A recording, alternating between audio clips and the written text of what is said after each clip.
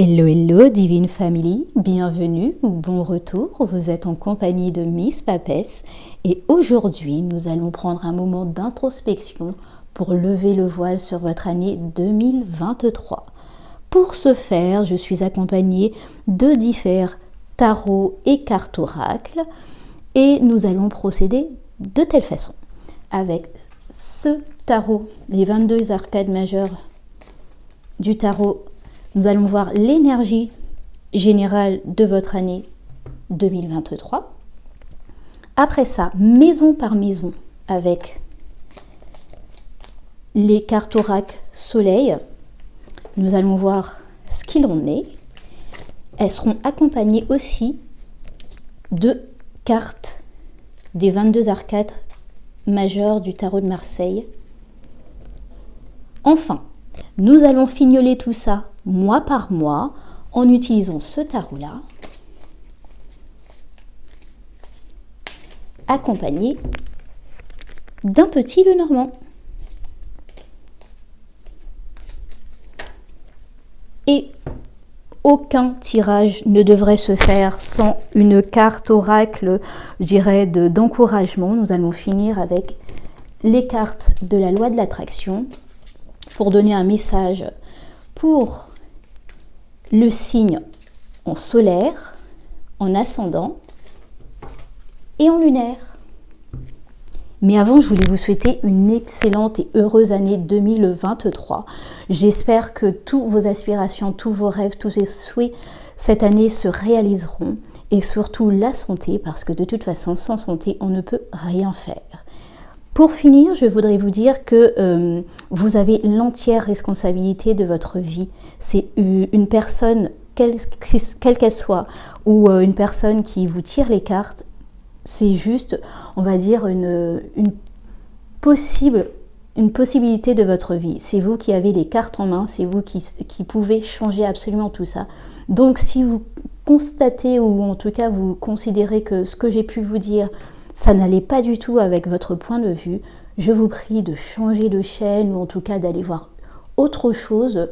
Et surtout, sachez, vous avez l'entière responsabilité de votre vie. Et enfin, si vous appréciez cette vidéo et les autres, je vous invite à aller les voir.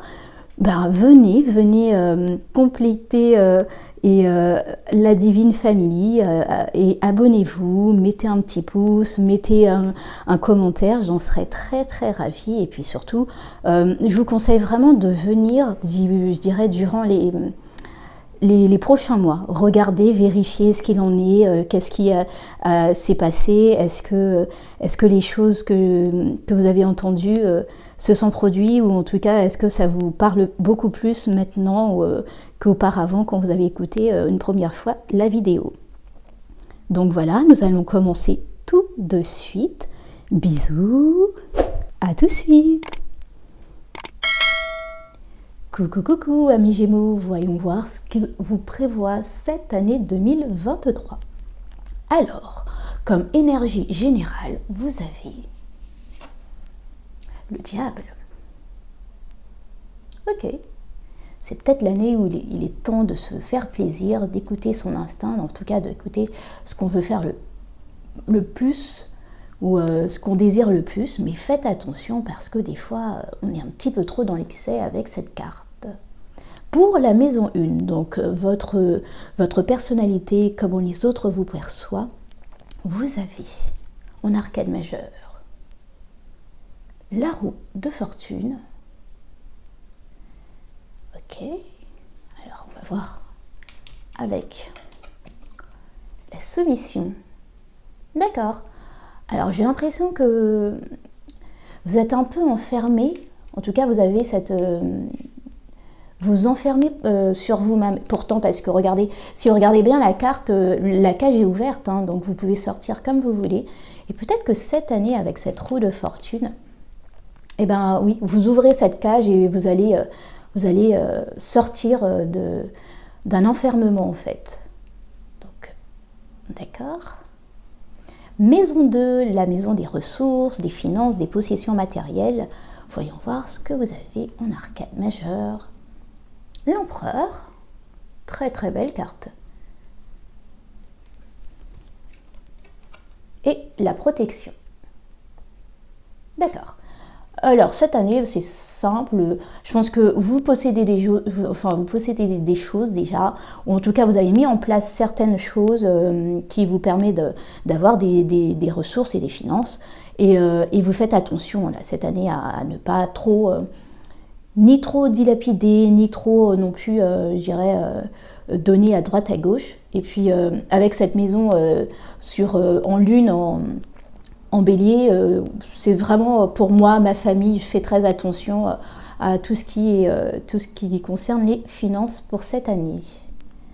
La maison 3, la maison des apprentissages, la maison pour les études, la communication, c'est aussi une maison qui parle de vos proches, en tout cas vos frères et sœurs, et un peu les voisins.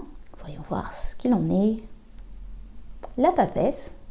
Ça vous correspond beaucoup, là, les Gémeaux.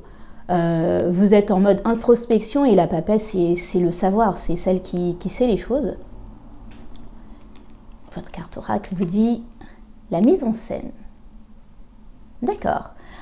Elles vont pas bien. Je veux dire, alors, Mercure en Lion avec la papesse, peut-être que vous dépassez cet état de juste...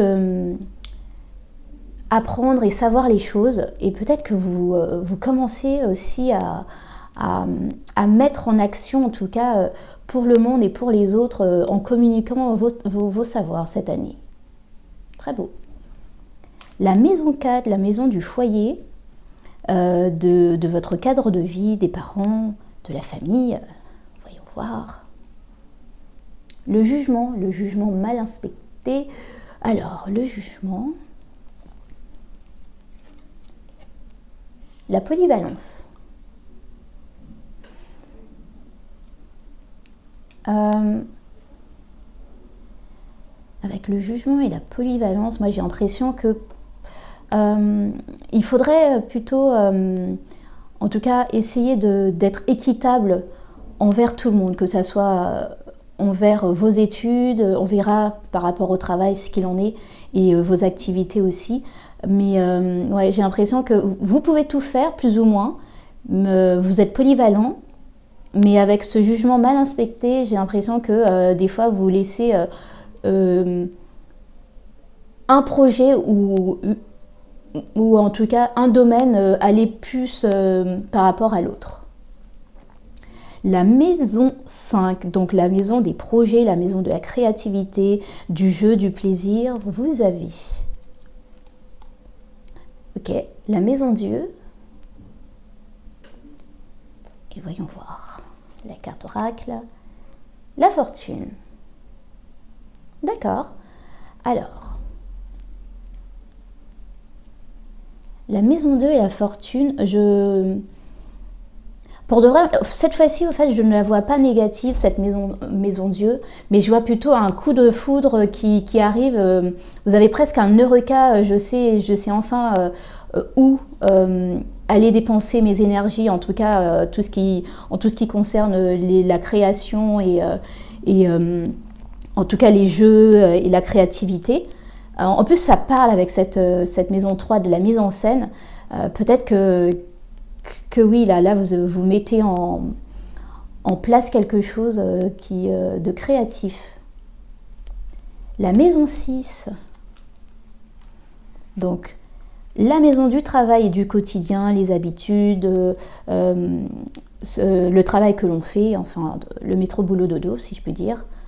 Vous avez le battleur avec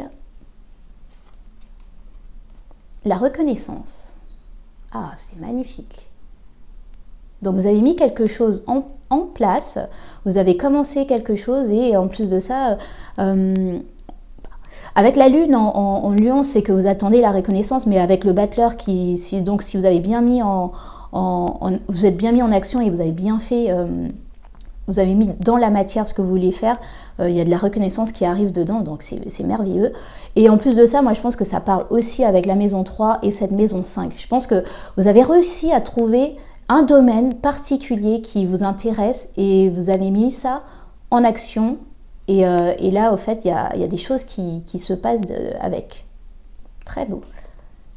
La maison 7, la maison des relations, des alliances, du partenariat, des interactions sociales avec les autres. Vous avez la force et le choix. Alors, la force et le choix... j'ai l'impression que vous savez que vous ne pouvez pas, en tout cas, faire tout, ou être avec tout le monde, ou être en interaction, être en interaction avec beaucoup de personnes, et donc il faudra faire un choix à un moment donné. Et que oui, c'est peut-être quelque chose qui vous tient quand même.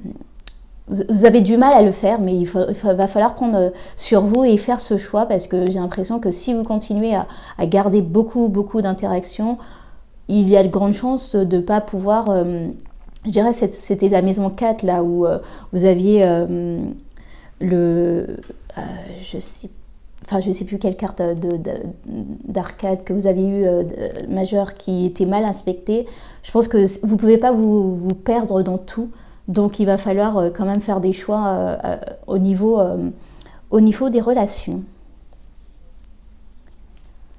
La maison 8, la maison des crises, des problématiques. Donc qui dit crise problématique dit transformation et fin aussi de certaines choses. Ça peut aussi parler de la sexualité et de la passion. Donc vous avez l'ermite. Alors, je ne suis pas sûre que ça soit... L'ermite, vous prenez du temps. Alors, le pouvoir. D'accord. Et en plus, ça se répond bien avec cette dame où on sent qu'elle est en train de penser, qu'elle est dans ses projets, elle est dans ses pensées, comme l'ermite en tout cas. J'ai l'impression que vous êtes en train de penser à comment... c'est pas de penser forcément, mais vous êtes en train de voir qu'on peut, arriver d'une certaine manière à faire des choses sans je crois que oui, au fait, tout ça, là, c'est vraiment, ça vous correspond énormément. C'est-à-dire que vous avez énormément de projets, mais des fois, vous êtes un petit peu trop dans la lune, vous pensez trop au lieu de mettre en matière les choses. Donc voilà, avec l'ermite, c'est bien de se mettre dans son coin, de regarder, de réfléchir, mais des fois, trop réfléchir, ça peut être problématique. La maison 9, la maison de la spiritualité et des voyages, c'est la maison du développement personnel, de la philosophie, des religions, des grands rêves aussi. Voyons voir ce que vous avez. La tempérance. Et la santé. Attends, je vous mets ça bien.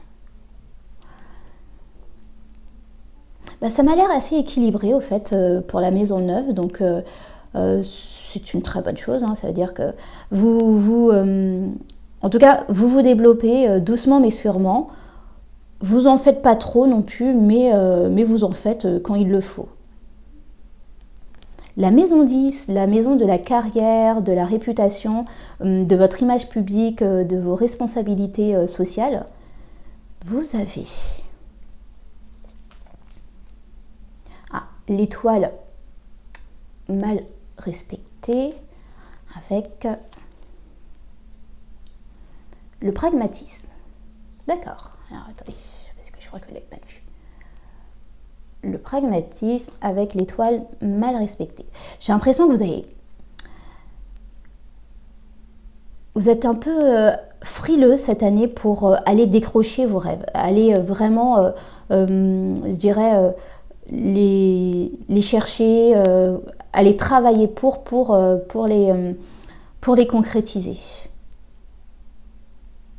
Donc vous travaillez, c'est très bien, vous êtes conscient qu'il faut avoir travaillé pour pouvoir y arriver, Je pense aussi que ça parle avec la maison 6.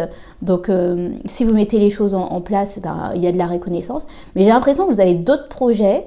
Alors, c'est bien de se focaliser sur un seul pour l'amener en bien, je dirais. Mais peut-être que si vous arrangez bien votre emploi du temps, vous pouvez quand même essayer de voir si vous n'avez pas d'autres envies qui pourraient aussi se concrétiser si vous le mettiez en place. La maison 11, la maison des amis, enfin de l'amitié au sens large, c'est la communauté, les associations, c'est l'entourage là. Donc, voyons voir. L'impératrice mal respectée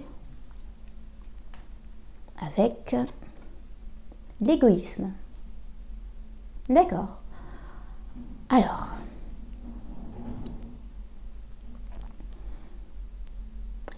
je vais pas dire que prendre du temps sur soi et ne pas toujours donner suite à plein de choses pour les autres, ce n'est pas une bonne chose, mais j'ai l'impression que quand même, vu votre désir enfin, en tout cas d'être attractif pour les autres, d'avoir de la reconnaissance, il est quand même assez difficile de ne pas redonner aux autres ce que vous-même vous cherchez à avoir. Donc voilà, faites attention, peut-être qu'il est bon aussi avec cette impératrice mal respectée, il est bon pour vous alors de pas vous... Voilà, avec la maison 7, c'est on fait attention, on ne donne pas, on fait des choix très avisés. Donc quand on les a fait, qu'on décide que c'est à telle ou telle personne je décide de donner du temps, faites-le et oui, n'ayez pas peur d'être égoïste si vous trouvez que c'est pas assez avec cette balance là, si les gens ne vous donnent pas au même titre que vous donnez. Et enfin, la maison 12, la maison que j'appelle des inconscients, des craintes, c'est un peu la maison des secrets, on ne sait même pas ce qu'on a, c'est problématique. Nous avons le pape mal respecté avec l'excitation. Alors, en fait, moi, j'ai l'impression que vraiment, c'est dans toute cette... ce pan créatif et éducation, apprentissage, que je ressens ça. J'ai l'impression que vous avez envie de donner, en tout cas, vous avez envie d'enseigner, vous aussi, mais en même temps, vous êtes... Alors, je dis, en tout cas, avec la mise en scène, j'ai l'impression que c'est trop, vous en faites trop. Vous êtes mis peut-être une pression trop haute et donc derrière ça, quand les gens ressentent ce genre de choses, qu'on met trop la pression et donc ils se disent il y a un loup, il y a quelque chose qu'on cache et ils le ressentent, donc forcément vous n'arrivez pas peut-être à arriver à être en tout cas à pouvoir enseigner tel que vous souhaiterez le faire. Voilà mes amis Gémeaux, nous allons voir mois par mois ce qu'il en est pour vous. Amis Gémeaux, regardons mois par mois ce qu'il en est de votre année 2023. Janvier, le 8 de bâton. Très bien. Avec la lune, alors j'ai l'impression que vous attendez quelque chose qui est un peu flou pour le moment. Oui, vous attendez sûrement une nouvelle de quelque chose qui vous pose des soucis parce que vous ne savez pas ce qu'il en est, la teneur exactement de ce qu'il en est. Et donc ça vous donne les idées un peu floues. Février. Nous avons le 7 de coupe,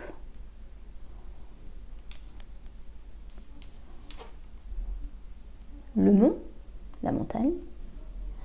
Alors, ce qui est bien, c'est que pour février, vous êtes conscient qu'il va falloir faire un choix.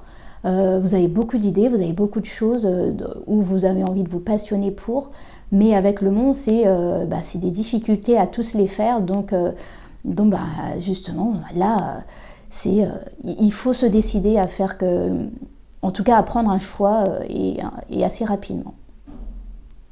Au mois de mars,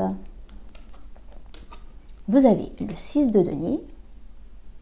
C'est bien, vous retrouvez un équilibre, en tout cas, avec l'arbre. Oui. Vous avez compris, en tout cas, que pour le mois de mars, vous avez compris que pour votre santé, en tout cas, pour pouvoir, construire quelque chose de solide, pour votre santé aussi mentale, physique et morale, il faut être en équilibre. Il faut pas, vous ne pouvez pas tout faire en même temps. Vous ne pouvez pas mettre votre énergie dans tout. Donc forcément, il y a de la déperdition. Donc là, sur le mois de mars, vous remettez de l'équilibre. C'est très très bien. Avril. Le cavalier de denier, super, en plus ça répond avec cet arbre. Cavalier de denier. La maison, ah ouais, très très bien. Donc, vous avancez petit à petit dans un projet, mais alors c'est une chose très très bien, parce qu'au fait c'est le cavalier de denier. Le cavalier de denier, c'est vraiment le cavalier qui va lentement mais sûrement, mais quand il passe, il n'y a plus rien à refaire. Et avec cette maison, pour moi la maison c'est la solidité, c'est le foyer, c'est un peu comme l'empereur, c'est ces 4 pieds bien ancrés en terre. Donc vous mettez les choses en place correctement, histoire de ne plus revenir et repasser derrière. Ouais, ah sublime. Avril, mai, le pape. Vous avez la faux. D'accord. C'est un peu, on l'avait vu, je crois que c'était pour votre dernière carte. C'est votre dernière maison. Vous avez là vous coupez. Alors vous coupez avec les enseignements. Alors c'est soit vous coupez vous personnellement avec des enseignements ou trop d'études. Ou soit, si vous aviez commencé à mettre des formations, cours ou des choses comme ça, c'est soit vous arrêtez ces formations, ou soit vous commencez à récolter certaines choses. Moi, je me dis que c'est une bonne chose, vous remettez peut-être de l'équilibre dans tout ça, vous mettez les bases et puis vous commencez à enseigner. Et quand on commence à enseigner correctement sur une chose et pas 10 millions de choses, on récolte. Et le mois de juin, nous avons l'ermite. D'accord, l'ermite avec l'homme. Donc les pensées de l'homme de Gour. Ça se parle bien en plus. Là, c'est vraiment, vous coupez toutes vos interactions sociales, je pense. Hein. Si vous étiez dans les études ou quoi que ce soit, vous revenez à vous-même et vous êtes en train de repenser à ce que vous voulez vraiment faire, à quelle... j'adore cette lanterne, c'est à quelle lumière vous voulez donner au monde. Donc ouais, pour le mois de juin, vous vous recentrez sur vous-même. Nous allons voir tout de suite le deuxième semestre de votre année 2023. Votre deuxième semestre de l'année 2023, mes amis Gémeaux, voyons voir ce qui se passe. Alors, au mois de juillet, nous avons le valet d'épée. D'accord. Est-ce que c'est vous qui communiquez ou c'est... Ah. Vous recevez des nouvelles. Alors, je ne peux pas vous dire si elles sont bonnes ou pas, mais en tout cas, il y a de la communication dans l'air pour le mois de juillet. Le mois d'août, le soleil, magnifique. Bon. Avec le cœur. D'accord. Alors vous profitez, le mois d'août, j'ai l'impression que c'est des bonnes nouvelles, étant donné qu'avec et le soleil et le cœur derrière, ça n'a pas l'air d'être quelque chose qui vous met dans un état, quoi que ce soit. Si ça s'est réglé en un mois, je pense que derrière ça, ça devait être des très très bonnes nouvelles. Et en plus des nouvelles de cœur, peut-être des nouvelles qui vous font vraiment, vraiment, vraiment plaisir. Ok.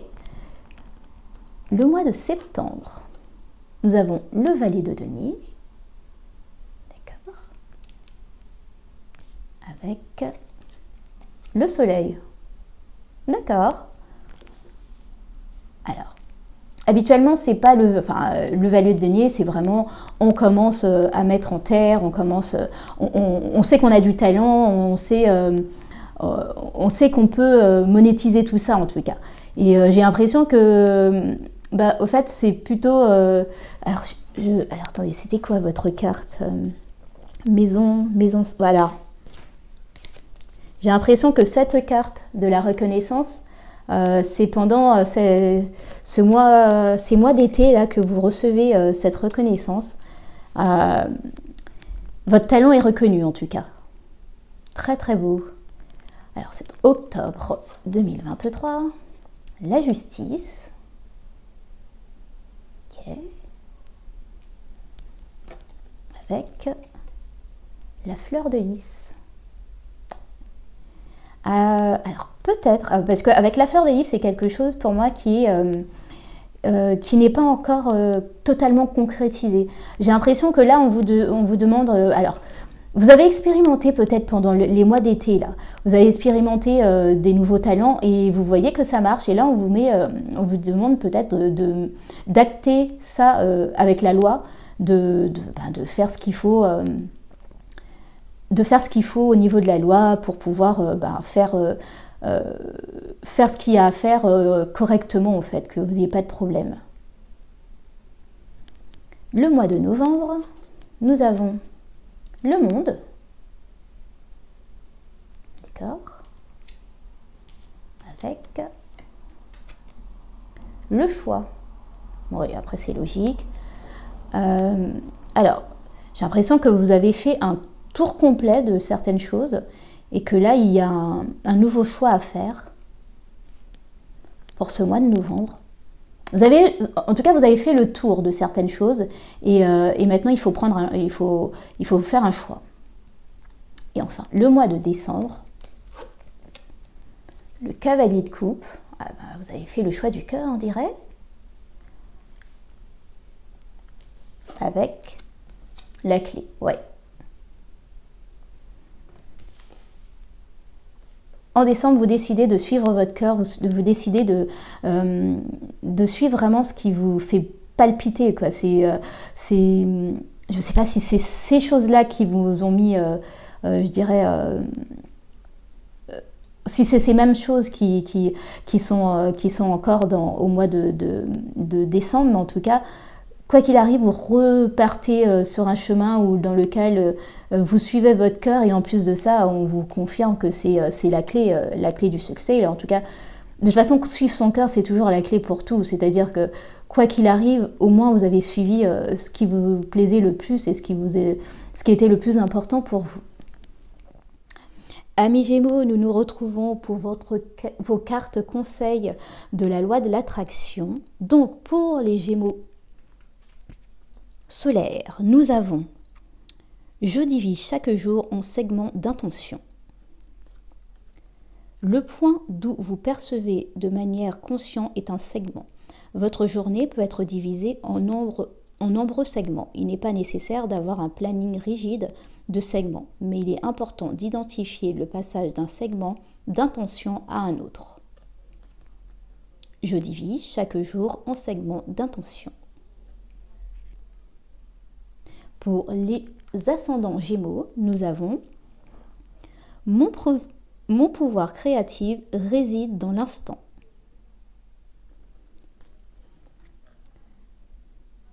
Que vous pensiez à ce qui vous arrive dans l'instant présent ou à ce qui est survenu dans le passé ou encore à quelque chose que vous aimeriez voir se produire dans votre futur, c'est au moment présent que vous pensez et c'est à la vibration de cette pensée présente que répond la loi de l'attraction. Ainsi, c'est dans l'instant présent que vous bénéficiez de vos pouvoirs créateurs. Mon pouvoir créatif réside dans l'instant. Et enfin, les lunes en Gémeaux. Lorsque je me concentre sur les solutions, je me sens bien. Le fait de se fixer sur une solution procure une émotion positive. Le fait de se centrer sur un problème éveille en vous une émotion négative. Bien que les différences soient subtiles, elles sont très importantes car lorsque vous éprouvez une émotion positive, vous attirez ce que vous voulez dans votre vie. Alors que quand elle est négative, vous êtes en train d'attirer ce dont vous ne voulez pas. Lorsque je me concentre sur les solutions, je me sens bien. Voilà les amis Gémeaux, je vous souhaite encore une fois de passer une excellente année 2023. J'espère que ce tirage vous a plu. Je vous invite à aller voir si votre ascendant, votre signe lunaire, et surtout de revenir de temps à autre pour voir un peu si les choses dites se sont produites ou en tout cas si ça matche un peu à votre vie cette année. En tout cas, prenez soin de vous, à très vite, bisous!